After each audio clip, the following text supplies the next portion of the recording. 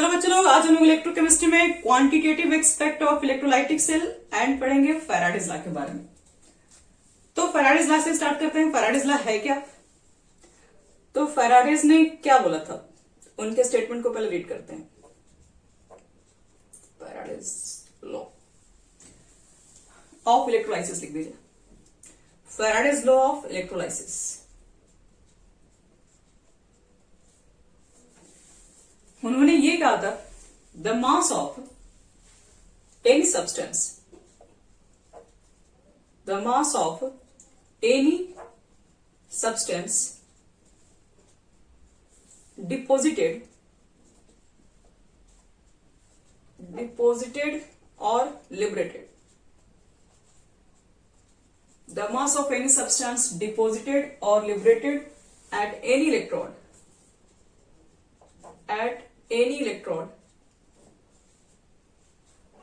is directly proportional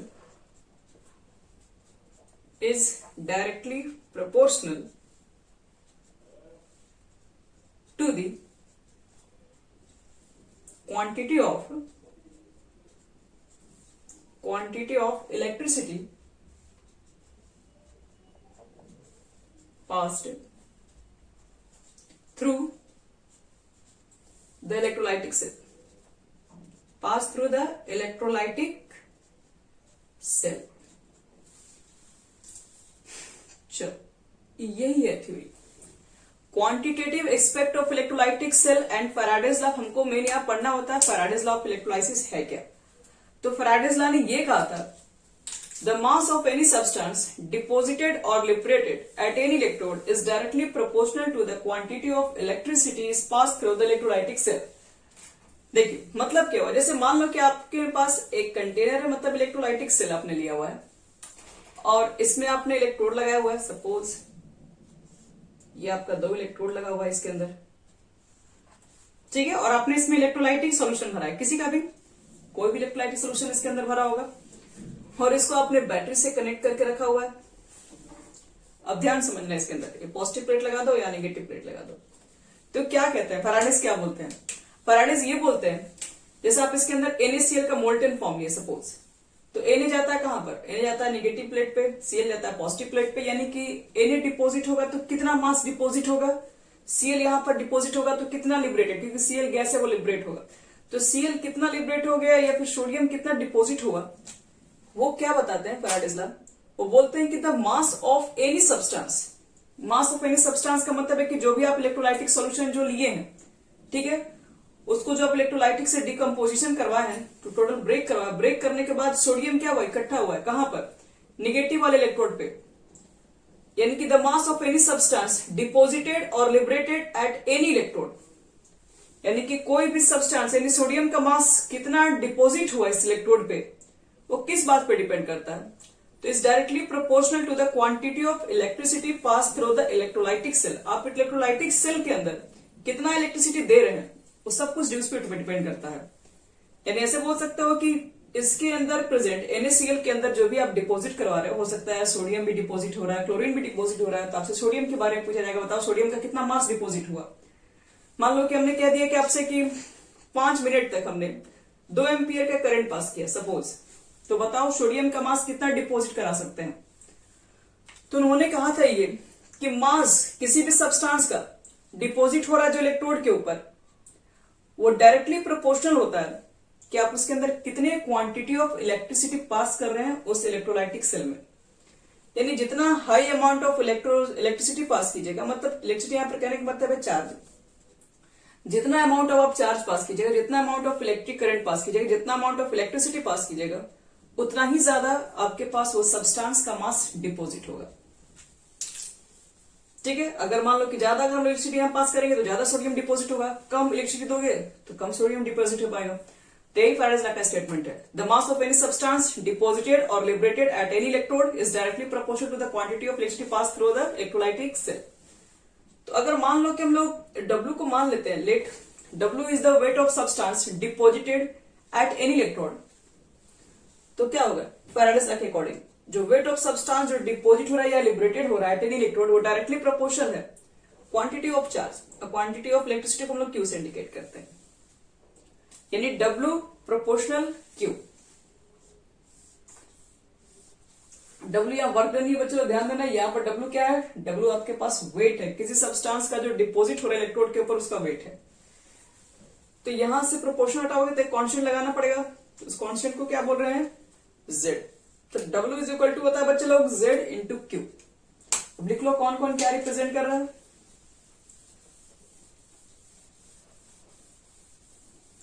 ये important topic है, इसको एकदम छोड़ के नहीं आना, एकदम इसको पढ़ के आना 100%। Weight W is equal to, तो वेट ऑफ सब्सटेंस। Q क्या होता है, तो क्वांटिटी ऑफ चार्ज।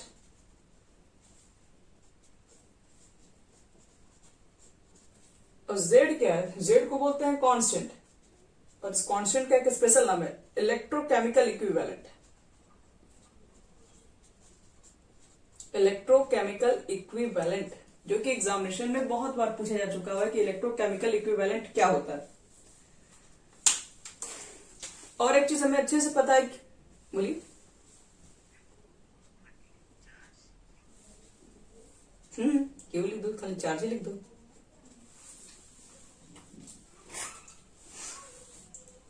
अब देखो बच्चों लोग ध्यान से, चार्ज इज इक्वल टू क्या होता है, तुम पढ़े होगे I इंटू टी, पढ़े हो ना। करंट इज इक्वल टू क्या होता है, Q बाई टी होता है, तो Q इज इक्वल टू क्या हो जाएगा, IT हो जाएगा।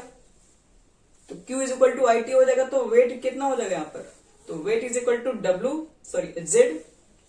Q की जगह पर IT पुट कर दोगे तो ये भी तुम्हारा फॉर्मूला हो जाएगा। W is equal to Z into I into T.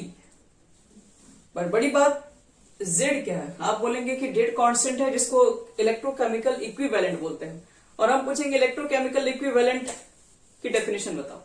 इसकी डेफिनेशन क्या निकालेंगे हम लोग, तो वही बात पुट करेंगे यहां पे हम लोग। क्या पुट करेंगे, आप लिखो इफ, अगर सपोज करो I is equal to 1 ampere का हम करंट पास करें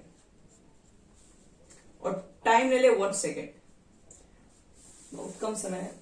1 सेकेंड में 1 एम्पियर का अगर करंट पास करें तो वहां पर जो भी वेट ऑफ सब्सटेंस जो डिपॉजिट होगा उसी को जेड बोलेंगे।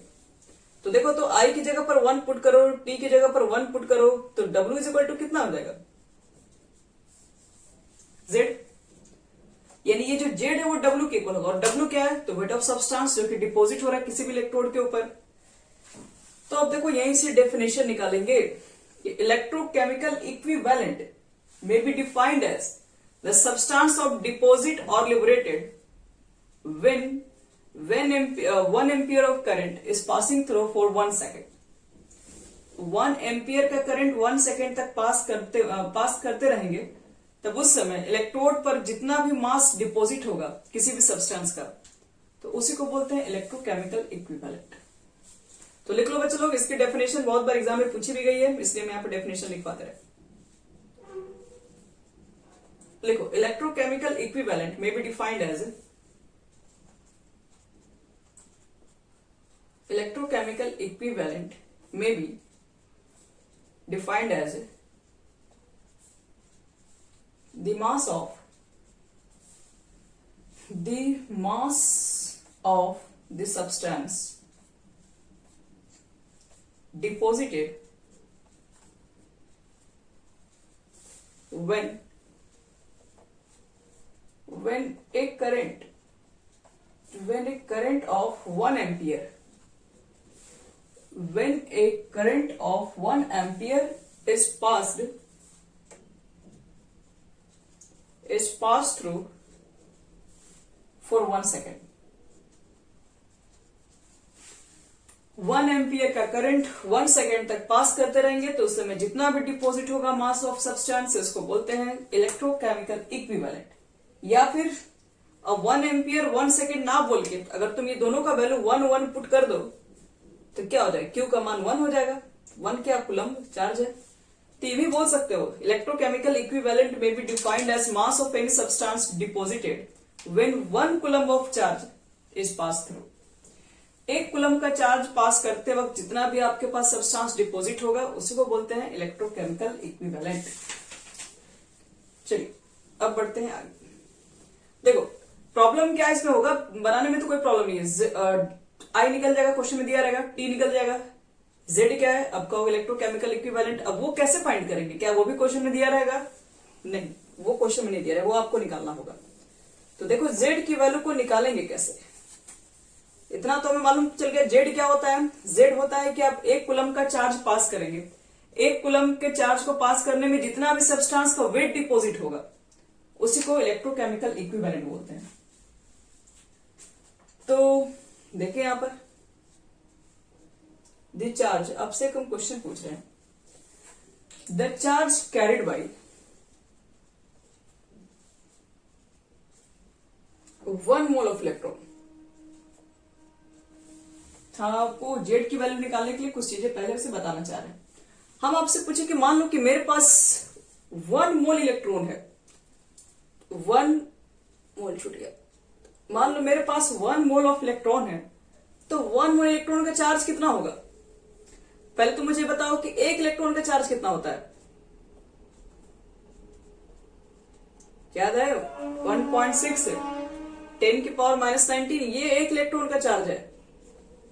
और आपके पास 1 इलेक्ट्रॉन नहीं है, 1 मोल इलेक्ट्रॉन है, तो 1 मोल में कितने इलेक्ट्रॉन होते हैं? 1 मोल में कितने इलेक्ट्रॉन? तो 6.022 10 की पावर 23 इलेक्ट्रॉन, यही होता है 1 मोल इज इक्वल टू इतना इलेक्ट्रॉन हो जाएगा। तो ध्यान से देखो, 1 इलेक्ट्रॉन का चार्ज इतना है और इतने आपके पास इलेक्ट्रॉन्स हैं, और सबको मल्टीप्लाई कर देंगे तो 1 मोल इलेक्ट्रॉन का चार्ज निकल जाएगा। तो मल्टीप्लाई कर लोगे तो देखो टोटल कितना आ जाएगा, 96487 आता है कूलम्ब मोल इनवर्स, और इसको अप्रोक्स में लिखते हैं 96500 फैराडेज बोलते हैं कूलम्ब इनवर्स को।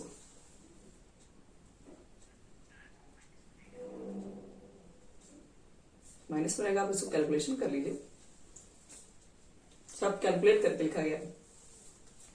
तो इसका मतलब ये होता है बच्चे लोग, एक मिनट सॉरी, ये कूलम्ब मोल इनवर्स, और इसी को बोलते हैं बच्चे लोग फैराडे के भी नाम से जानते हैं। तो अगर आपसे कोई पूछे 1 फैराडे इज इक्वल टू क्या होता है, तो 1 फैराडे का मतलब होता है कि 1 mole charge of 1 mole of electron.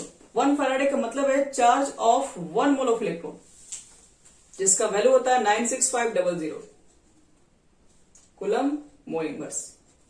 अगर हम फैराडे बोल रहे हैं तो दिमाग में पहले फिट कर लीजिए कि आप क्या बता रहे हैं। आप बता रहे हैं चार्ज बता रहे हैं 1 मोल इलेक्ट्रॉन का इतना होगा। तो ये तो कॉन्स्टेंट आपको बताए थे, वहां पे हम लोग यूज कर रहे थे इस एफ का वैल्यू, लेकिन यहाँ पर कैसे ये चीजें आती हैं वो चीजें बता दी आपको। लेकिन हम लोग जेड कैसे निकालें, ये तो मान ली कि 1 फैराडे में कितना चार्ज होता है, ये चीज मालूम कर लिए, 1 मोल इलेक्ट्रॉन का चार्ज कितना होता है। अब लिखो हाउ टू फाइंड जेड। अगर आप जेड निकालना सीख लिए तब तो आपसे सारा न्यूमेरिकल ही बन जाएगा। फिर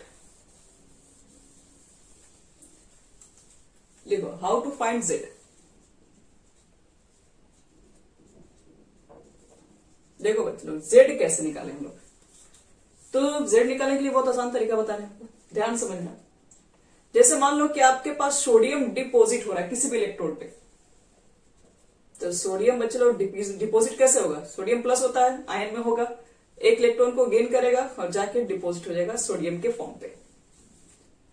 अब सोडियम प्लस से सोडियम बन गया, तो हम आपसे पूछे कि सोडियम प्लस से सोडियम बना, तो आप ये बताइए सोडियम प्लस से अगर सोडियम अगर बन गया तो कितना मोल, आपको कितने मोल ऑफ इलेक्ट्रॉन को क्या करना पड़ा, गेन करना पड़ा। पहले तो ये, उसके बाद आपको बताएंगे जेड कैसे निकाला जाता है। यहां देखो इसको क्या लिख सकते हैं, 1 मोल सोडियम प्लस डिपॉजिट होता वक्त क्या होता है, 1 इलेक्ट्रॉन को गेन करके सोडियम के फॉर्म में जाता है और डिपॉजिट हो जाता है इलेक्ट्रॉन पे। तो सोडियम प्लस से सोडियम बनने के लिए 1 मोल इलेक्ट्रॉन की हमें जरूरत पड़ी होगी, मतलब 1 इलेक्ट्रॉन, क्योंकि हम लोग बोलते हैं ना इसको 1 सोडियम आयंस कन्वर्ट हो गया सोडियम में, तो यहां पर आपको जो दिख रहा है वो 1 इलेक्ट्रॉन दिख रहा है। लेकिन मोल्स, अगर मोल्स के मेथड से अगर हम चेक करें तो 1 मोल बोलते हैं सोडियम आयन है, ठीक है। यहां पर क्या बोलेंगे, आपके पास 1 मोल आपको इलेक्ट्रॉन दिख रहा है और यहां पर क्या है, 1 मोल सोडियम मतलब डिपॉजिट हो रहा है। तो अब अगर मान लो कि इसके लिए मुझे निकालना हुआ जेड की वैल्यू क्या है, अगर मेरे पास सोडियम डिपॉजिट हो रहा है तो जेड की वैल्यू कितना लिखेंगे, तो पहले तो ये लिखेंगे हम लोग कि 1 मोल ऑफ इलेक्ट्रॉन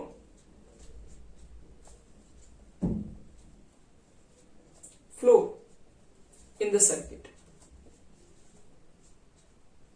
मान लो कि सर्किट में 1 मोल ऑफ इलेक्ट्रॉन फ्लो हो रहा है। अगर सर्किट में 1 मोल इलेक्ट्रॉन फ्लो होगा तो कितना सोडियम डिपॉजिट होगा? अगर 1 मोल इलेक्ट्रॉन को फ्लो कराएंगे तो 1 मोल सोडियम बनेगा। तो बोलेंगे कि 1 mole of electron flow in the circuit, तो 1 मोल ऑफ सोडियम डिपॉजिट। 1 मोल से बच्चे लोग 1 मोल ये भी बनेगा। 1 मोल इलेक्ट्रॉन पास ये करोगे तो 1 मोल का सोडियम तुम्हारा डिपॉजिट होगा। अब ध्यान से ये समझो कि 1 मोल जब आप इलेक्ट्रॉन फ्लो करवा रहे सर्किट के अंदर तो कुल कितने चार्ज आ रहे हैं उसमें? तो अभी कुछ देर पहले बताते हैं कि 1 मोल इलेक्ट्रॉन का जो चार्ज होता है वो 96500 कूलम होता है। तो 1 मोल इलेक्ट्रॉन का चार्ज इतना होगा, यानी जब इतना चार्ज को पास करेंगे तो कितना सोडियम डिपॉजिट होगा?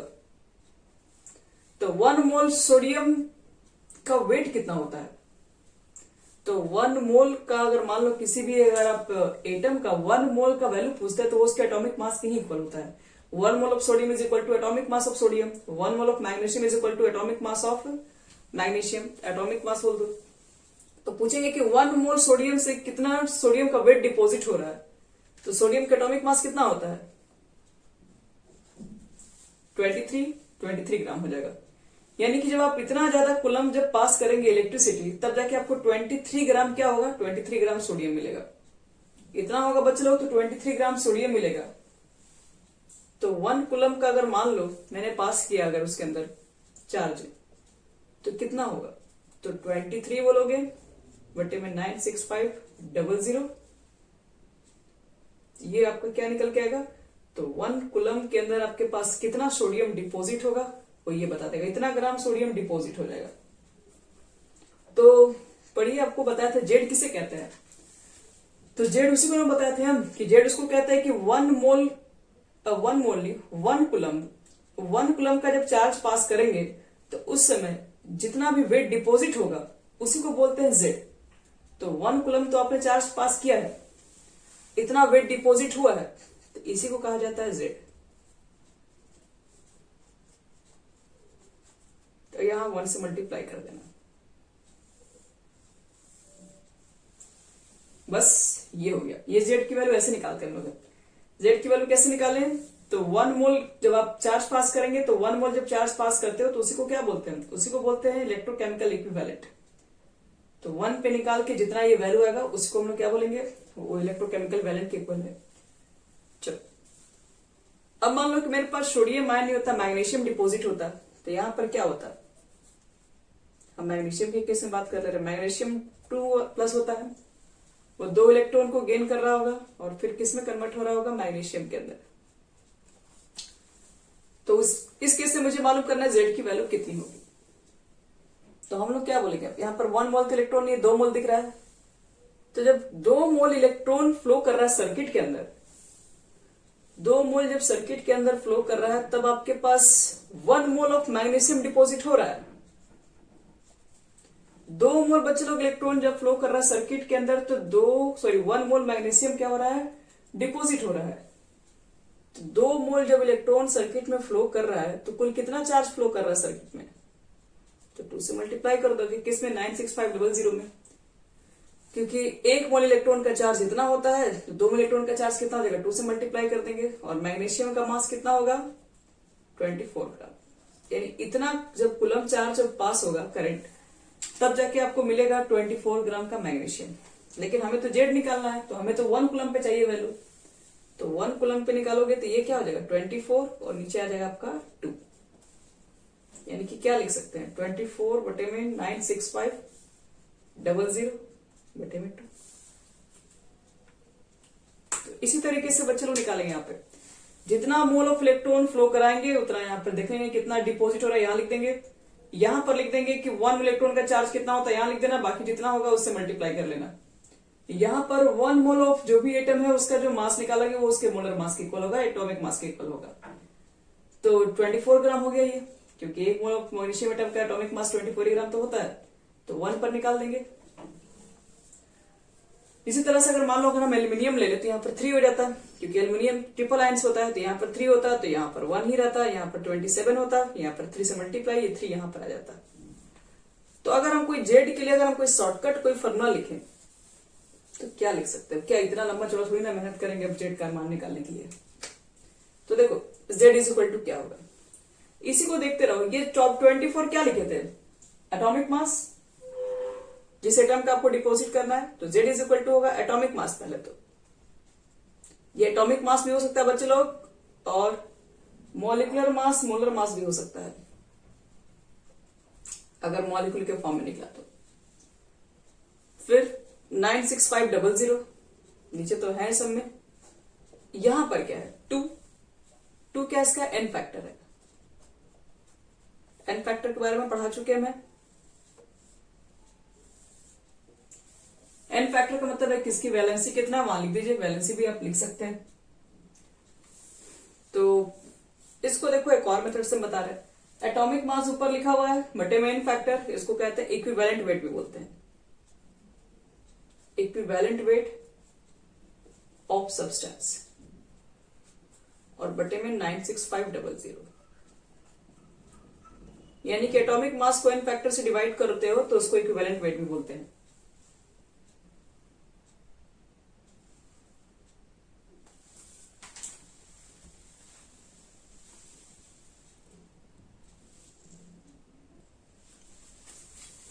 चलो, तो एटॉमिक मास बटे में एन फैक्टर क्या हो जाएगा? इक्विवेलेंट वेट ऑफ सब्सटेंस, और यहां पर आप 96500 लिख देंगे।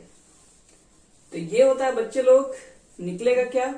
इसी से निकलेगा जेड की वैल्यू। इक्विवेलेंट वेट की एक और आप डेफिनेशन लिख सकते हो, equivalent weight is equal to, अगर आपके पास एटम ही डिपॉजिट हो रहा है तो आप एटॉमिक मास लिखो, और यह वैलेंसी भी लिख सकते हो।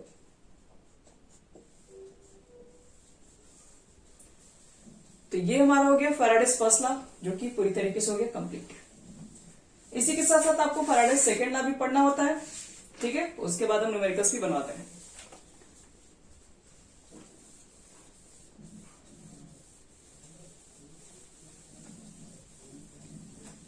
Faraday's second law of electrolysis. Faraday's second law of electrolysis.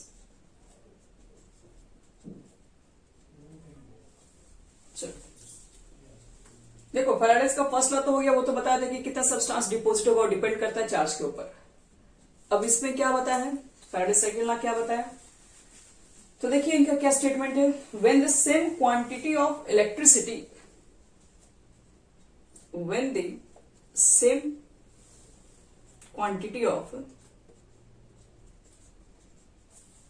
Electricity,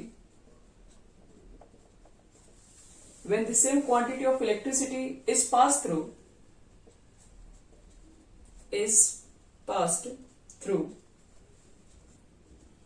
solution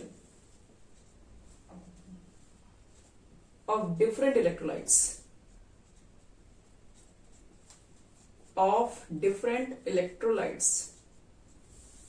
when the same quantity of electricity is passed through the solution of different electrolytes connected in series,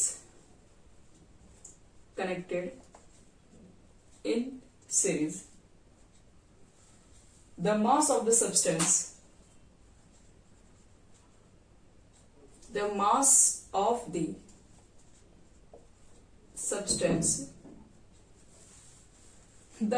the substance produced at the electrode are directly proportional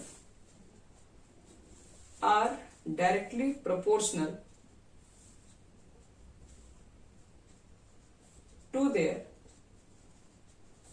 equivalent weight। बस यही है second law. Second law देखो हमसे क्या बोलता है कि when same quantity of electricity is pass through the solution of different electrolyte. आपके पास अलग अलग इलेक्ट्रोलाइट है, मान लो दो तरह के आपके पास इलेक्ट्रोलाइट्स है, ठीक है? सपोज कर लो आपके पास 2 तरह के इलेक्ट्रोलाइट्स है।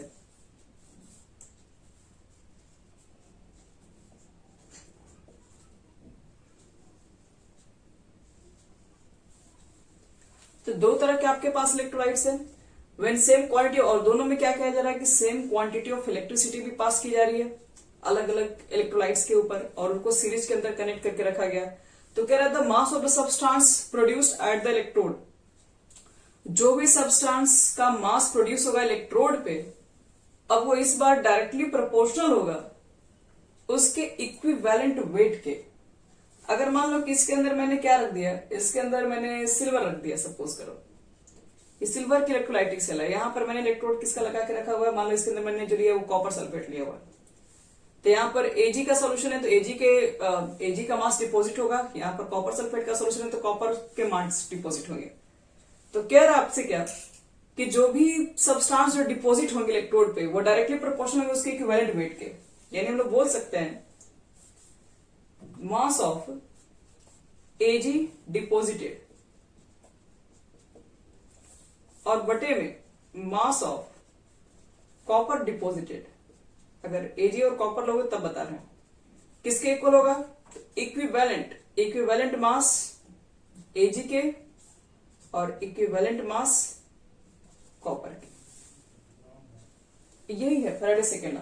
फैराडे सेकेंड लॉ से यही बोलते हैं कि अगर मान लो कि आपके पास दो अलग अलग तरीके के, दो से ज्यादा भी हो सकते हैं इलेक्ट्रोलाइटिक सॉल्यूशन अगर है, और उसको आपने क्या किया, इसमें same quantity of current pass करके सीरीज में कनेक्ट करके रखे हैं, तो जो भी सब्सटेंस का जो मास डिपोजिट हो रहा है इलेक्ट्रोड पे वो डायरेक्टली प्रोपोर्शनल होगा कि उसकी इक्विवेलेंट वेट क्या है, यानी मास ऑफ Ag बटे में mass of Cu is equal to equivalent weight of Ag बटे में इक्विवेलेंट वेट ऑफ कॉपर। बस बच्चों फैराडे सेकेंड लॉ आपसे यही कहते हैं, और कुछ भी आपके लिए फॉर्मूला नहीं है। अगर मास को लिख दिया जाए वेट से तो वेट ऑफ Ag बटे में weight of copper, equivalent weight को मी से इंडिकेट करें तो इक्विवेलेंट वेट ऑफ Ag बटे में इक्विवेलेंट वेट ऑफ कॉपर, ये हमारा फॉर्मूला। चलो एक दो न्यूमेरिकल्स बनाओ फिर इसके ऊपर, फिर हमारा हो गया ये टॉपिक पूरा कंप्लीट।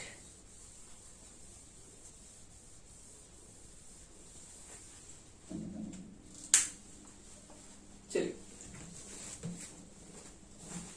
एक क्वेश्चन लेते हैं।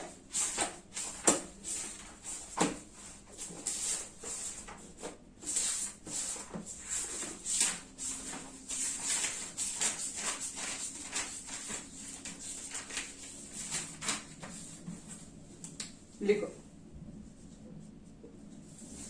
आपसे पूछ रहा है ए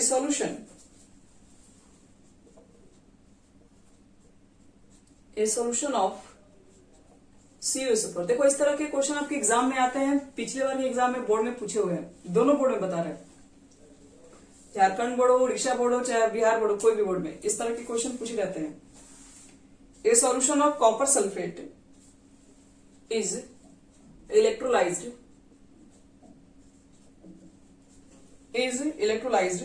for 10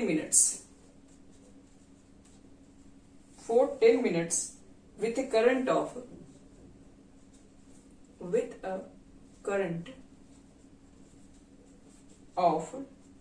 1.5 ampere, 1.5 ampere, full stop.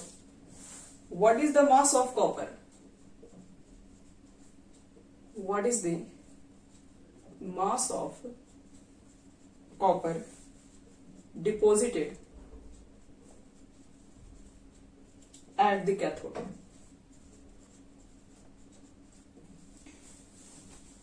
चलो ये हो गया क्वेश्चन, और आपको बनना है इसका आंसर। कॉपर सल्फेट का बच्चे लोग आपके पास सॉल्यूशन है, ठीक है, और उसको इलेक्ट्रोलाइज करवा दिया गया 10 मिनट से करंट पास करके। कितना करंट लिया गया, 1.5 एम्पीयर। तो कितना कॉपर डिपॉजिट होगा, कितना कॉपर का मास डिपॉजिट होगा आपको बताना है। पहले गिवन ले लेते हैं, तो उसके बाद क्या निकालना है वो देख लेते हैं। गिवन में क्या क्या दिया हुआ है, टाइम है 10 मिनट्स। 10 मिनट्स का मतलब है अभी तो ये मिनट में सेकंड में कन्वर्ट करना पड़ेगा, तो 1 मिनट में 60 सेकंड, तो 10 मिनट में 10 into 60 कर देंगे, यानी कि 600 सेकंड टाइम निकल गया। 1.5 क्या है, वो करंट है। क्या निकालना चाहते हो, वेट। चलिए वेट निकालने के लिए फॉर्मूला आपने पढ़े, फैराडे फर्स्ट लॉ लिख देना, from Faraday first law. First law क्या बताया था, W is equal to Z into I into t. देखिए I T का तो व्यवस्था है, Z कैसे निकालोगे, अभी जो लिखे थे पहले तो इक्विवेलेंट वेट था ऊपर में, इक्विवेलेंट वेट के लिए क्या लिखे थे, एटॉमिक, पहले एटॉमिक वेट या एटॉमिक मास, और बटे में क्या लिखे थे 96500। यहां पर n फैक्टर था, I की वैल्यू पुट कर सकते हो, T की वैल्यू पुट कर सकते हो। कॉपर, कॉपर का एटॉमिक मास कितना होता है 63.5। ये क्वेश्चन में भी दिया हुआ मिल जाएगा आपको 96500 n फैक्टर। तो आप खुद से देखिए CuSO4 को इलेक्ट्रोलाइज कराओगे तो CuSO4 Cu2 प्लस के फॉर्म में होगा, और Cu2 प्लस से Cu में जाने के लिए 2 इलेक्ट्रॉन को गेन करना पड़ेगा। तो यहां पर कॉपर की वैलेंसी भी लिख सकते हो 2 होगी, ये 2 इलेक्ट्रॉन को गेन करना पड़ सकता है, और 1.5 इंटू 600। अब इसी को क्या करना बच्चे लोग, इसी को कैंसिल वगैरह करा दो, जो भी आएगा आपका, जो बनेगा वो आंसर हो जाएगा। अब चेक कर लो कितना है आंसर, तो आ रहा 0.296, अब कितना आ रहा है तो सही है।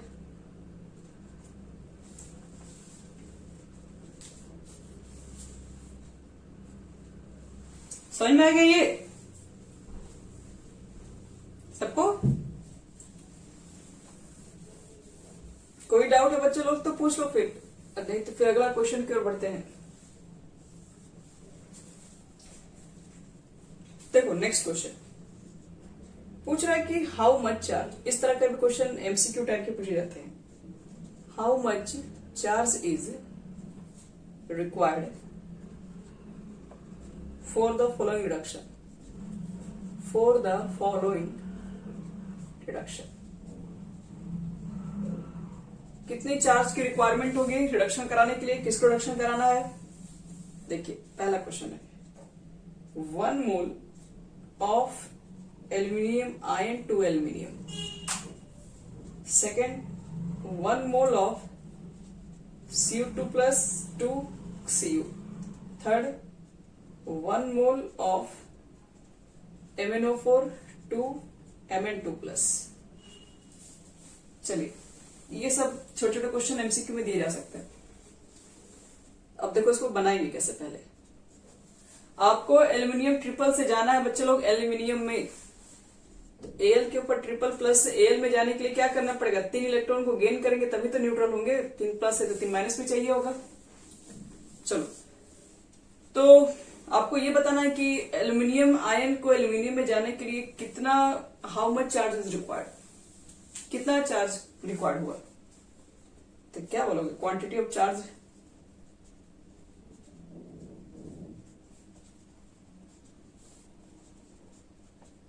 तो 3 मोल ऑफ इलेक्ट्रॉन, और 1 मोल ऑफ इलेक्ट्रॉन को चार्ज को बोलते हैं फैराडेज बोलते हैं, 1 फैराडे। तो 3 मोल ऑफ इलेक्ट्रॉन के चार्ज को क्या बोल देंगे 3 फैराडे। आपका ऑप्शन हो सकता है 3 फैराडे। चलो इसमें बताओ सेकंड का आंसर क्या होना चाहिए, Cu2 प्लस से Cu में जाने के लिए कितने क्वांटिटी ऑफ चार्ज की रिक्वायरमेंट होगी?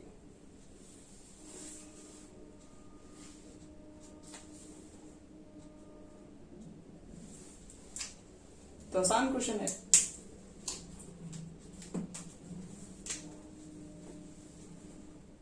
वन मोल आपके पास कॉपर 2 से कॉपर में जाना है, खुद से सोचो Cu2 प्लस से Cu में जाने के लिए क्या करना पड़ेगा, 2 इलेक्ट्रॉन को गेन करना पड़ेगा तभी तो वो Cu में जाएगा। तो इसका मतलब क्वांटिटी ऑफ चार्ज की कितनी रिक्वायरमेंट होगी, तो 2 मोल ऑफ इलेक्ट्रॉन के बराबर चार्ज की रिक्वायरमेंट्स होगी, और 1 मोल ऑफ इलेक्ट्रॉन को बोलते हैं 1 फैराडे, तो 2 मोल ऑफ इलेक्ट्रॉन को बोलते हैं 2 फैराडे, यानी यहाँ पे क्वांटिटी ऑफ चार्ज आएगी 2 फैराडेज। तो ये तो सिंपल है, ये तो बना लोगे तुम लोग। तीसरा वाला देखो, तीसरा वाला थोड़ा इजी नहीं है। तीसरा में हमारा क्या बोल रहा है, MnO4 के ऊपर 1 माइनस, और आपको किस में लेके जाना है Mn2 प्लस। तो इससे इसमें जाने के लिए पहले तो देखो कि इसमें है कितना, पहले तो इसका ऑक्सीडेशन नंबर निकालो। Mn को मान लो x, ऑक्सीजन का चार्ज कितना होता है 2 इंटू 4 हो जाएगा, इज इक्वल टू -1। तो x ये -8 इज इक्वल टू -1 हो गया, तो x is equal to -1 plus 8 यानी +7, यानी Mn पे यहाँ पे चार्ज है +7 और इधर चार्ज आपका +2 है। अब देखिए +7 से +2 में जाने के लिए कितना इलेक्ट्रॉन चाहिए होगा, 5 +7 है, +7 है -5 करोगे तभी तो 2 मिलेगा। तो इसका मतलब है कि चार्ज रिक्वायरमेंट कितना होगा 5 फैराड, 5 मोल ऑफ इलेक्ट्रॉन यानी कि 5 फैराड्स। तो इस तरीके से आपका Faraday's first law, second law, इसके ऊपर जो न्यूमेरिकल्स थे वो होंगे हमारे कंप्लीट। नेक्स्ट क्लास में हम लोग पढ़ेंगे कंडक्टर के बारे में, कंडक्टर और कंडक्टेंस, यही एक टॉपिक बचा हुआ है, फिर उसके बाद इलेक्ट्रोकेमिस्ट्री कंप्लीट हो गया।